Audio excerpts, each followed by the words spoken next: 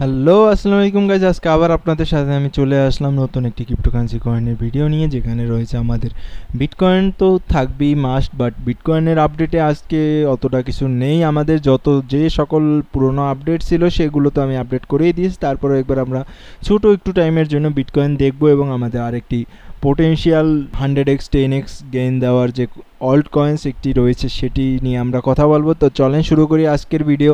So আমরা যদি প্রথমেই দেখি আমরা আমাদের বিটকয়েনের আপডেটে, বিটকয়েনের আপডেটে আমরা দেখতে পারবো বিটকয়েন আমাদের যে চার্ট মার্কিং করা ছিল সেই লেভেলের উপরই বিটকয়েন অলরেডি সাস্টেন করতেছে। সো যদি বিটকয়েন সেই লেভেলের উপর সাস্টেন করে তাহলে আমাদেরকে অলরেডি চার্টে অন্য কিছু দেখার বা করার মতন নেই। আমরা অলরেডি 4 আওয়ার টাইম ফ্রেমের সাপোর্টও মার্ক করে নিয়েছি। সো এখন আমাদের যে জিনিসটি রয়েছে বিটকয়েনে সেটি হচ্ছে আমাদের 1,09,000-এর উপর ব্রেকআউট করা। যতক্ষণ পর্যন্ত না আমরা ব্রেকআউট করছি ততক্ষণ পর্যন্ত আমাদের মার্কেটে কিছু করার মতন নেই। সো বিটকয়েনের আজকে এই পর্যন্তই আপডেট, বিকজ বিটকয়েনের আজকে নতুন কিছু হয়নি, বিকজ বিটকয়েন অলরেডি রেঞ্জের ভিতরেই মুভ করতেছে। তাই আমাদের একটু কেয়ারফুল হয়ে আমরা বিটকয়েনটাকে দেখব এখন, যতক্ষণ পর্যন্ত না আমরা 1,09,000-এর উপর ক্লোজিং পাচ্ছি অথবা 1,05,420-এর নিচে ক্লোজিং না পাচ্ছি। সো চলেন আমরা আমাদের আজকের অল্ট কয়েন্সটির দিকে চলে যাই। আজকের অল্ট কয়েন্সটি হচ্ছে আমাদের অ্যাপটোস একটি লেয়ার 1 ব্লকচেন। এটি মুভ ল্যাঙ্গুয়েজের উপর বিল্ড করা হয়েছে। সো এটি ট্রানজ্যাকশন সকল ব্লক চেইনের থেকে এখন ইথেরিয়াম, সোলানা এদের থেকে ফাস্ট এটি ট্রানজ্যাকশন। এটি তুলনামূলক সকল ব্লক চেইনের থেকে এর ট্রানজ্যাকশন ফিও অনেকটা লো। সো অ্যাপটোসের যদি ফান্ডামেন্টালস দিক দেখি, ফান্ডস, ব্যাকার্স, এখানে A16Z রয়েছে, বাইন্যান্স রয়েছে, কয়েনবেজ রয়েছে, ড্রাগনফ্লাই রয়েছে এবং এর যদি মার্কেট ক্যাপ দেখি 3.7 বিলিয়ন মার্কেট ক্যাপ, যেটি অন্য সকল লেয়ার অন ব্লক চেনে থেকে কিছুটা কম আমরা বলতেই পারি। এবং ফুললি রেডেড 5.49 বিলিয়নের অলরেডি 50%-এর বেশি আনলক হয়ে গিয়েছে মার্কেটে। নেক্সট আনলক হচ্ছে 13 ডেজে। তো চলেন গিয়ে আমরা এটির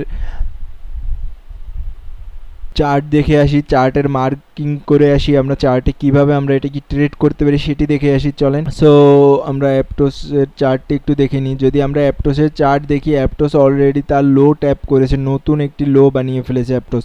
সো অ্যাপটোস সেখানে ট্যাপ করে অলরেডি মুভ করেছে, বাট আমাদের তো তাতে কাজ হবে না। আমরা যদি 1 ডে টাইম ফ্রেমে অ্যাপটোসের চার্ট দেখি, এখন পর্যন্ত অ্যাপটোস অতটা ভালো দেখতেছে না আমাদের সাইড থেকে, বিকজ অ্যাপটোস এখন পর্যন্ত 1 ডে টাইম ফ্রেমে ব্রেকআউট হয়নি। এবং আমরা যদি উইকলি টাইম ফ্রেমে অ্যাপটোসের চার্ট দেখি, উইকলি টাইম ফ্রেমে অ্যাপটোসের চার্ট দেখলে আমরা বুঝবো যে এই যে একটি লোয়ার হাই প্যাটার্ন বানিয়েছিল সেটির ব্রেকআউট করেছে, ব্রেকআউট করে দেন রিটেস্টে এসেছে। এখন দেখতে হবে আমাদের এই প্যাটার্নটি, উইকলি টাইম ফ্রেমের যে প্যাটার্নটি রয়েছে সেটির ব্রেকআউট কোথায়, সেটির ব্রেকআউট আমরা মার্ক করে নেব উইকলি টাইম ফ্রেমের, বিকজ এটি হচ্ছে আমাদের জন্য অত্যন্ত জরুরি যে লেভেলটি, যাতে করে আমরা অ্যাপটোসের ব্রেকআউট ক্যাচ করে আমরা ভালো একটি প্রফিট আর্ন করতে পারি অ্যাপটোস থেকে, অ্যাপটোসকে ট্রেড করে।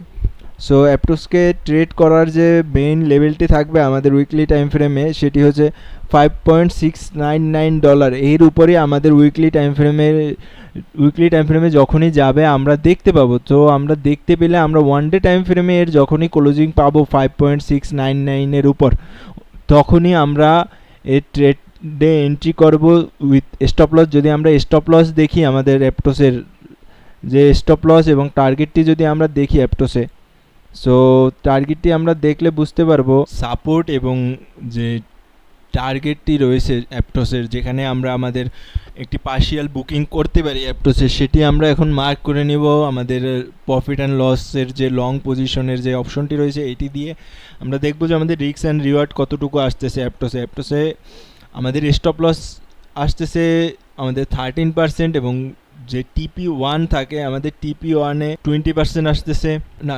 TP1-এ না, আমাদের TP1 হচ্ছে 1.618, সেখানে আমাদের 36% আসতেছে।